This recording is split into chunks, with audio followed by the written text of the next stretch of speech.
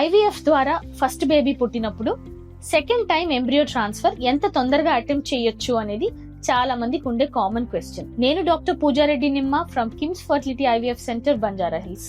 Embryos frozen state లో ఉన్నన్ని రోజులు మనం హాస్పిటల్ కి ఇయర్లీ మెయింటెనెన్స్ చార్జెస్ పే చేయాల్సి ఉంటది. సో చాలా మంది ఏమంటారంటే డెలివరీ అయిన 6 నెలలకే వచ్చేస్తారు, డాక్టర్ నాకు తొందరగా ఎంబ్రియో ట్రాన్స్ఫర్ చేసేయండి, I want to finish off అని. కానీ మీ బాడీ రెడీ ఉందా? దాని గురించి మీరు ఆలోచించాలి. న్యాచురల్ ప్రెగ్నెన్సీ అయినా ఐవీఎఫ్ ప్రెగ్నెన్సీ అయినా ఒక ప్రెగ్నెన్సీలో వచ్చే చేంజెస్ అన్ని రివర్ట్ అయ్యి మనం నార్మల్ అయ్యి మళ్ళీ ఇంకో బేబీని క్యారీ చేయడానికి రెడీ అవ్వడానికి it will take at least 2 to 3 years. Plan for a baby only when you are mentally, emotionally, financially and physically ready for another pregnancy.